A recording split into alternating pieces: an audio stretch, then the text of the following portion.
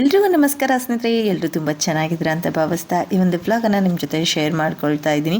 ಇದು ಸ್ವಲ್ಪ ವ್ಲಾಗ್ ಲೇಟಾಗಿ ಶೇರ್ ಆಗ್ತಿದೆ. ಸೊ ನನ್ನ ಬಟ್ಟೆ ಬಿಸ್ನೆಸ್ ಕಾರಣದಿಂದ ಸ್ವಲ್ಪ ಲೇಟ್ ಆಗಿದೆ, ಆದರೂ ಕೂಡ ನೀವೆಲ್ಲರೂ ಸಪೋರ್ಟ್ ಮಾಡ್ತೀರಾ ಅಂತ ತಿಳ್ಕೊಂಡಿದ್ದೀನಿ. ಸೊ ಬೆಳಗಿನ ಕೆಲಸಗಳನ್ನ ಮುಗಿಸ್ಕೊಂಡು ಇವತ್ತು ಬೆಳಗಿನ ಬ್ರೇಕ್ಫಾಸ್ಟ್ ಪಲಾವ್ ಮಾಡಿಕೊಂಡೆ.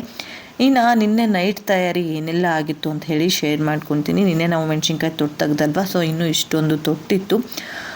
ಇಷ್ಟೊಂದು ತೊಟ್ಟನ್ನ ಬಿಡಿಸೋದಿತ್ತು. ಸೊ ಇದನ್ನು ಕೂಡ ನಾಳೆ ಇನ್ನೂ ಸ್ವಲ್ಪ ಹೊತ್ತು ಬಿಸಿಲಿಗೆ ಒಣಗಿದ್ದೆಲ್ಲ ಒಂದು ಪ್ಲಾಸ್ಟಿಕ್ ಕವರಲ್ಲಿ ಸ್ಟೋರ್ ಮಾಡಿ ಇಟ್ಕೊಂಡಿದ್ದೀನಿ. ನಿನ್ನೆ ಬ್ಲಾಗಲ್ಲೇ ಹೇಳಿದೆ ನಾನು. ಸೊ ಅಡುಗೆ ಏನು ಮಾಡೋದಕ್ಕಾಗೋದಿಲ್ಲ ಅಂಥೇಳಿ ಸ್ವಲ್ಪ ನಮ್ಮ ಫೇವ್ರೇಟ್ ಹಸಿ ಕಡಲೆ ಹಿಟ್ಟು ಸಾಂಬಾರು ಮಾಡಿಕೊಂಡು ಪಾತ್ರೆ ಎಲ್ಲ ತೊಳೆದಿಟ್ಟಿದೆ. ಇನ್ನು ಜಾತ್ರೆಗೆ ಮನೆಗೆಲ್ಲರೂ ಬರ್ತಾರಲ್ವ, ಸೊ ನಮಗೆ ರೊಟ್ಟಿ ಇರಲೇಬೇಕು. ರೊಟ್ಟಿ ಜೊತೆ ಈ ಕಾಳುಗಳ ಪಲ್ಯ ಇತ್ತು ಅಂದರೆ ತುಂಬ ಚೆನ್ನಾಗಿ ಬ್ಯಾಟಿಂಗ್ ಆಗುತ್ತೆ ನಮ್ಮದು ಊಟ. ಹಾಗಾಗಿ ಕೆಲವೊಂದಿಷ್ಟು ಕಾಳುಗಳನ್ನ ನಾನು ನೆನೆಸಿ ಇಟ್ಕೊಂಡಿದ್ದೀನಿ. ಹುರುಳಿ ಕಾಳಾಗಿರ್ಬೋದು, ಹೆಸರು ಕಾಳು ಮತ್ತು ಮಡಿಕೆ ಕಾಳು, ಇದನ್ನೆಲ್ಲ ನೆನೆಸಿ ಇಟ್ಕೊಂಡಿದ್ದೀನಿ. ಹಾಗೆ ನಮ್ಮದು ಫೇವ್ರೇಟ್ನ ಉತ್ತರ ಕರ್ನಾಟಕ ಸ್ಟೈಲ್ ಖಾರ ಚಟ್ನಿ ಅಥವಾ ಕೆಂಪು ಚಟ್ನಿ ಅಂತ ಏನು ಕರಿತೀವಿ, ಅದಕ್ಕೂ ಕೂಡ ಹುಣಸೆ ಹಣ್ಣು ಮತ್ತು ಮೆಂತ್ಯ ಕಾಳನ್ನು ಕೂಡ ನೆನೆಸಿ ಇಟ್ಕೊಂಡೆ. ಹಾಗೆ ನಮ್ಮ ಮನೆಯವರು ಗಾಡಿ ಕೆಲಸಕ್ಕೆ ಹೋಗೋದ್ರಿಂದ ಬ್ಯಾಕ್ ಪೇನ್ ಅಂತ ಇದ್ರು ಅಂಥೇಳಿ ಅವ್ರಿಗೂ ಸ್ವಲ್ಪ ಅಳವೆ ಬೀಜನೆಲ್ಲ ನೆನೆಸಿ ಇಟ್ಕೊಂಡೆ. ಮತ್ತು ಸ್ವಲ್ಪ ಬೆಳಗ್ಗೆ ಪಲಾವ್ಗೆ ಅಂಥೇಳಿ ಬಟಾಣಿ ಕೂಡ ನೆನೆಸಿ ಇಟ್ಕೊಂಡು ಕಿಚನ್ ಎಲ್ಲ ಕ್ಲೀನ್ ಮಾಡ್ಕೊಂಡಿದ್ದೀನಿ. ಸೊ ಪ್ರತಿಯೊಂದನ್ನು ಕೂಡ ಕ್ಲೀನ್ ಮಾಡಿ ಮಲ್ಕೊಂಡ್ರೆ ಬೆಳಗ್ಗೆ ನನಗೆ ಕೆಲಸ ಹೆಲ್ಪ್ ಆಗುತ್ತೆ. ಸೊ ಇಷ್ಟೊಂದು ಪಾತ್ರೆ ಎಲ್ಲ ಆಯಿತು. ಇಷ್ಟೆಲ್ಲ ಪಾತ್ರೆಗಳನ್ನ ತೊಳೆದ್ಬಿಟ್ಟೆ. ಹಾಗೆ ರೊಟ್ಟಿ ನೋಡಿ ಮೇಲ್ಗಡೆ ಜೋಳಿಗೆಯಲ್ಲಿ ಕಟ್ಟಿದ್ದೀವಿ. ಮಕ್ಕಳು ಕೂಡ ಚೆನ್ನಾಗಿ ನಿದ್ದೆ ಮಾಡ್ತಿದ್ದಾರೆ. ಸೊ ಅದೆಲ್ಲ ನಮಗೆ ದುರ್ಗಮ್ಮನ ಜಾತ್ರೆಗೆ ಅಂಥೇಳಿ ರೊಟ್ಟಿನ ರೆಡಿ ಮಾಡಿ ಇಟ್ಕೊಂಡಿದ್ವಿ.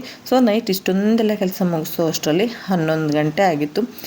ಸೊ ಮಲ್ಕೊಂಡು ಇವಾಗ ಬೆಳಗ್ಗೆ ವ್ಲಾಗ್ನ ಕಂಟಿನ್ಯೂ ಮಾಡ್ತಾ ಇದ್ದೀನಿ. ಸೊ ಪೂಜೆ ಎಲ್ಲ ಮುಗಿಸ್ಕೊಂಡು ತಿಂಡಿ ಎಲ್ಲ ತಿಂದ್ಕೊಂಡು ಮಕ್ಕಳು ಸ್ಕೂಲ್ಗೆ ಹೋದರು. ನಮ್ಮ ತಂಗಿ ಮಗ ಒಬ್ಬನೇ ಇದ್ದ. ಅವನಿಗೆ ತುಂಬಾ ಬೇಜಾರಾಗ್ತಿತ್ತು. ಮನೇಲಿ ಮಕ್ಕಳು ಆಟ ಆಡೋಕ್ಕಿದ್ರೆ ಅವನಿಗೆ ಬೇಜಾರು ಅನಿಸಲ್ಲ. ಇನ್ನು ನಾನು ನನ್ನ ಕೆಲಸದ ಬ್ಯುಸಿಯಲ್ಲಿ ಇರ್ತೀನಿ, ಮಾತಾಡಿಸ್ತಾನೆ ಇರ್ತೀನಿ, ಆದರೂ ಕೂಡ ಅವನಿಗೇನೋ ಒಂಥರ ಬೇಜಾರು. ಇನ್ನು ನಮ್ಮ ಮನೇಲಿ ಟಿ ವಿ ಕೂಡ ಇರಲ್ಲ. ಸೊ ನಾವು ಕರೆನ್ಸಿ ಹಾಕ್ಸಲ್ಲ, ಗೊತ್ತೇ ಇರುತ್ತೆ ನಿಮಗೆಲ್ಲ. ಸೊ ನನ್ನ ರೆಗ್ಯುಲರ್ ವ್ಲಾಗ್ನ ನೋಡೋರಿಗೆ ಗೊತ್ತೇ ಇರುತ್ತೆ. ಸೊ ಹಂಗಾಗಿ ಬೇಜಾರಾಗ್ತಿದೆ. ಹಾಗಿದ್ರೆ ಅಕ್ಕ ಮನೆಗೆ ಹೋಗು ಅಂತ ಕಳಿಸ್ದೆ.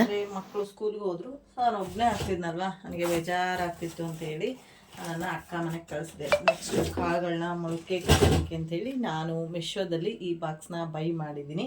ಸೊ ಇವಾಗ ತಾನೇ ಇದನ್ನು ಓಪನ್ ಮಾಡಿದೆ. ಇದು ಜಾಸ್ತಿ ಏನು ಅಮೌಂಟ್ ಇರಲಿಲ್ಲ. ಎಷ್ಟಿತ್ತು, 177 ಏನೋ ಇತ್ತು. ಸೊ ಇದೊಂದು ನಾನು ಬೈ ಮಾಡ್ಕೊಂಡಿದ್ದೀನಿ ಮೆಶೋದಿಂದ. ಹಾಗೆ ಇದೊಂದು ಲೈಟರು, ಸೊ ಗ್ಯಾಸ್ ಲೈಟರ್ ಅಂತ ಹೇಳಿ ಸಿಗುತ್ತೆ ನಮಗೆ. ತುಂಬ ಅಂದರೆ ತುಂಬ ಯೂಸ್ಫುಲ್ ಅಂತಲೇ ಹೇಳ್ಬೋದು ಇದು. ಸೊ ನಮ್ಮದು ರೆಗ್ಯುಲೇಟ್ರು ಹಾಳಾಗಿತ್ತು. ಸೊ ವರ್ಕೇ ಆಗ್ತಿರ್ಲಿಲ್ಲ. ಹಾಗಾಗಿ ಇದೊಂದನ್ನು ನಾನು ತೊಗೊಂಡೆ. ಇದು ನನಗೆ ತುಂಬ ಅಂದರೆ ತುಂಬಾ ಯೂಸ್ ಆಗಿದೆ. ನೋಡ್ತಿರ್ಬೋದು. ಇದು ಕೂಡ ಅಷ್ಟೇ 132 ರುಪೀಸ್ ಏನೋ ಇತ್ತು ಅಷ್ಟೇ. ಇದಕ್ಕೆ ಒಂದು ಕನೆಕ್ಟರ್ ಕೂಡ ಕೊಟ್ಟಿರ್ತಾರೆ. ಸೊ ಇದು ಅಂದರೆ ಚಾರ್ಜ್ ಮಾಡೋದಕ್ಕೆ ಇಲ್ಲಿದೆ. ಸೊ ಇದು ಲೈಟ್ಸ್ ಬಂದುಬಿಟ್ಟು ಆನ್ ಆಗುತ್ತೆ. ನೋಡ್ತಾ ಇರ್ಬೋದು ಇಲ್ಲಿ ನೀವು. ಸೊ ಈ ಥರ ಆನ್ ಆಗುತ್ತೆ. ಇದು ಚಾರ್ಜ್ ಹಾಕಾಗೂ ಕೂಡ ಅಷ್ಟೇ. ಫುಲ್ ಚಾರ್ಜ್ ಆಯಿತು ಅಂತಂದರೆ ಎಲ್ಲದು ಬ್ಲೂ ಲೈಟ್ಸ್ ಹತ್ತತ್ತೆ. ಇಲ್ಲ ಅಂದರೆ ಚಾರ್ಜ್ ಹೇಗಾಗುತ್ತೋ ಆ ಥರ. ಅಂದರೆ ಮಾಮೂಲು ನಾವು ಗಾಡಿ ಮೊಬೈಲ್ ಅದೆಲ್ಲ ಯಾವ ಥರ ಚಾರ್ಜ್ ಮಾಡ್ಕೊತೀವೋ ಸೊ ಅದೇ ಥರ ಇರುತ್ತೆ.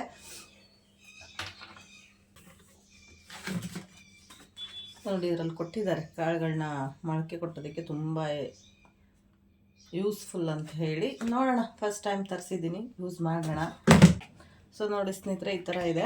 ಇದು ಹೋಲ್ ಅಲ್ಲ, ಬಟ್ ಈ ಥರ ಕೊಟ್ಟಿದ್ದಾರೆ. ಇದು ಹೋಲ್ ಏನಿಲ್ಲ ಇದಕ್ಕೆ, ಬಟ್ ಇಲ್ಲಿದೆ ಅಲ್ವಾ.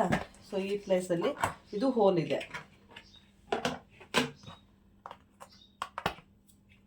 ಈ ಪ್ಲೇಸಲ್ಲಿ ಹೋಲ್ ಇದೆ, ಬಟ್ ಇಲ್ಲಿರೋದು ಯಾವುದು ಇದು ಹೋಲ್ ಅಲ್ಲ. ಹಾಗೆ ಕೊಟ್ಟಿದ್ದಾರೆ, ಏನಕ್ಕೆ ಅಂತ ಗೊತ್ತಿಲ್ಲ. ನೋಡ್ಬೇಕು, ಕಾಳನ್ನ ಮೊಳಕೆ ಕಟ್ಟಕ್ಕಿಟ್ಟು ಅಂತರ ನೋಡಬೇಕು. ಇಲ್ಲೇನೂ ಹಾಕೋ ಹಾಗಿಲ್ಲ. ಇಲ್ಲಿ ನೀರೇನಾದ್ರು ಇದ್ದರೆ ಕೆಳಗಡೆ ಸ್ಟೋರ್ ಆಗುತ್ತೆ. ಈ ಒಂದು 3 ಬಾಕ್ಸಲ್ಲಿ ನಾವು ಮೊಳಕೆ ಕಾಳನ್ನ ಕಟ್ಬೋದು. ಇದರಲ್ಲಿ 2 ಸ್ಟೆಪ್ಪಿಂದು ಬರುತ್ತೆ. ಇದಕ್ಕಿಂತ ಸ್ವಲ್ಪ ಚಿಕ್ಕದಿರುತ್ತೆ ಅಷ್ಟೇ. ಸೊ ಇವಾಗ ಇದನ್ನು ಫಸ್ಟು ವಾಶ್ ಮಾಡ್ಕೊತೀನಿ. ಕಿಚನಲ್ಲಿ ಯೂಸ್ ಮಾಡೋ ಅಂಥ ಏನೇ ಐಟಮ್ಸ್ ಆಗಿರ್ಬೋದು ನಾನು ಬೈ ಮಾಡಿದಾಗ ನೀಟಾಗಿ ವಾಶ್ ಮಾಡ್ತೀನಿ. ಹಾಗಂತ ಲೈಟ್ರನ್ನ ವಾಶ್ ಮಾಡಿದ್ರ ಅಂತ ದಯವಿಟ್ಟು ಕೇಳೋದಕ್ಕೆ ಹೋಗ್ಬೇಡಿ. ವಾಶ್ ಮಾಡೋ ಅಂಥದ್ದಲ್ಲ. ಸೊ ವಾಶ್ ಮಾಡಿ ಯೂಸ್ ಮಾಡೋ ಅಂಥ ಐಟಮ್ಸ್ಗಳನ್ನ ನಾನು ವಾಶ್ ಮಾಡಿ ಯೂಸ್ ಮಾಡ್ಕೊತೀನಿ. ಹಾಗೆ ಕಾಳುಗಳನ್ನ ನಾನು ನೆನೆಸಿಟ್ಟಿದ್ನಲ್ವ, ಸೊ ಅದೆಲ್ಲ ಒಂದು ಸ್ಟ್ರೈನರ್ಗೆ ಹಾಕಿ ಇಟ್ಕೊಂಡೆ. ನೀರೆಲ್ಲ ನೀಟಾಗಿ ಇಳ್ಕೊಂಡ್ಲೆ ಆಮೇಲೆ ಹಾಕ್ಕೊಳ್ಳೋಣ ಅಂತ ಹೇಳ್ಬಿಟ್ಟು ಅದು ನೀರು ಇಳಿದ್ಮೇಲೆ ಅಷ್ಟನ್ನು ಫಿಲ್ ಮಾಡಿಕೊಂಡೆ. ಸ್ನೇಹಿತರೆ, ಸ್ವಲ್ಪ ಬಟಾಣಿ ಕಾಳು ಪಲಾವಿಗೆ ನೆನೆಸಿದ್ದು ಮಿಕ್ಕಿತ್ತು. ಸೊ ಅದನ್ನಿಷ್ಟನ್ನು ಕೂಡ ನಾನು ಮೊಳಕೆ ಕೊಟ್ಟೋದಕ್ಕೆ ಅಂತ ಹೇಳಿ ಇಟ್ಕೊಂಡಿದ್ದೀನಿ. ಇವಾಗ ಎಲ್ಲ ಬಾಕ್ಸು ಕೂಡ ನಾನು ಕಾಳನ್ನ ಫಿಲ್ ಮಾಡಿಕೊಂಡೆ. ನಾನು ನೆನೆಸಿರೋಂಥ ಅಷ್ಟು ಕಾಳುಗಳು ಕರೆಕ್ಟ್ ಆಯಿತು. ನಾನೇನು ಅಂದ್ಕೊಂಡೆ ಇನ್ನೂ ಏನಾದರೂ ಸಾಲ್ಟೇಜ್ ಬರುತ್ತಾ ಅಂತ ಅಂದ್ಕೊಂಡೆ, ಬಟ್ ಎಲ್ಲದನ್ನು ಕರೆಕ್ಟಾಗಿ ಫಿಲ್ ಆಯಿತು. ಇದನ್ನೆಲ್ಲ ಒಂದು ಕಡೆ ಎತ್ತಿಟ್ಕೊಂಡ್ಬಿಡ್ತೀನಿ. ಹಾಗೆ ಸ್ನೇಹಿತರೆ, ಮಿಕ್ಕಿರೋ ಕೆಲಸಗಳನ್ನ ಮಾಡ್ಕೊತೀನಿ.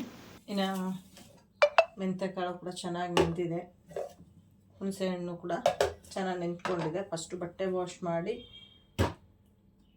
ಸಣ್ಣ ಪುಟ್ಟ ಎಲ್ಲ ಕೆಲಸಗಳನ್ನ ಮುಗಿಸ್ಕೊಂಡು ಆಮೇಲೆ ನಾಳೆ ಹಬ್ಬದ ತಯಾರಿ, ಚಟ್ನಿಗಳನ್ನೆಲ್ಲ ಮಾಡ್ಕೋಬೇಕು, ಮಂಡಕ್ಕಿ ಮಾಡ್ಕೋಬೇಕು, ತುಂಬ ಕೆಲಸ ಇದೆ. ಸೊ ಸ್ಟಾರ್ಟ್ ಮಾಡೋಣ ಇವಾಗ ಕೆಲಸ. ಸ್ನೇಹಿತರೆ, ಬಟ್ಟೆ ಎಲ್ಲ ವಾಶ್ ಮಾಡಿ ಚಟ್ನಿ ಪುಡಿಗಳನ್ನ ರೆಡಿ ಮಾಡಿಕೊಂಡು, ಖಾರದ ಚಟ್ನಿ ರೆಡಿ ಮಾಡಿಕೊಂಡು ಸಂಜೆ ಮತ್ತೆ ನಾನು ವ್ಲಾಗ್ನ ಕಂಟಿನ್ಯೂ ಮಾಡ್ತಾ ಇದ್ದೀನಿ. ಸೊ ಇವತ್ತು ಡೇ ಫುಲ್ಲು ಪೇಪರ್ ಅವಲಕ್ಕಿ ಅಂತ ಏನು ಕರಿತೀವಿ ಅದನ್ನು ನೀಟಾಗಿ ಒಣಗಿಸ್ಕೊಂಡಿದ್ದೆ. ನಾವು ಬೆಳ್ಳುಳ್ಳಿ, ಮಂಡಕ್ಕಿ ಮತ್ತು ಅವಲಕ್ಕಿ ಎರಡನ್ನೂ ಕೂಡ ಮಿಕ್ಸ್ ಮಾಡೇ ತಿಂತೀವಿ. ತುಂಬಾ ರುಚಿಯಾಗಿರುತ್ತೆ. ಇದಕ್ಕೆ ದಪ್ಪ ಅವಲಕ್ಕಿ ಸರಿಯಾಗಲ್ಲ, ಇದಕ್ಕೆ ಪೇಪರ್ ಅವಲಕ್ಕಿ ಅಂತ ಅಥವಾ ತಿಳು ಅವಲಕ್ಕಿ ಅಂತ ಹೇಳಿ ಕರೀತಾರೆ. ಸೊ ಅದೇನೇ ಯೂಸ್ ಆಗೋದು. ಅದನ್ನು ಬಿಸಿಲಲ್ಲಿ ಒಣಗಿಸ್ಬೇಕು. ಬಿಸಿಲಿಲ್ಲ ಅಂತಂದರೆ ನೀವು ಬಾಣಲೆಯಲ್ಲೂ ಕೂಡ ಫ್ರೈ ಮಾಡ್ಕೋಬೋದು.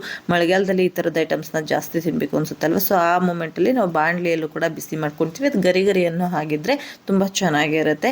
ಇನ್ನು ಅದಕ್ಕೆ ಏನೇನೆಲ್ಲ ಪದಾರ್ಥಗಳು ಬೇಕಿತ್ತು ಅದನ್ನೆಲ್ಲ ರೆಡಿ ಮಾಡಿಕೊಂಡು ಗೊಜ್ಜನ್ನು ಕೂಡ ರೆಡಿ ಮಾಡಿಕೊಂಡೆ. ಇದರದ್ದು ಕಂಪ್ಲೀಟ್ ವಿಡಿಯೋ ನಿಮ್ಗೆ ಏನಾದರೂ ಬೇಕು ಅಂತಂದರೆ ನನ್ನ ಕುಕ್ಕಿಂಗ್ ಚಾನಲಲ್ಲಿದೆ. ನನ್ನ ಕುಕ್ಕಿಂಗ್ ಚಾನಲ್ ನೇಮ್ ಬಂದುಬಿಟ್ಟು ಅಪ್ಪಾಜಿ ಅಡುಗೆ ಮನೆ ಅಂತ ಹೇಳಿ.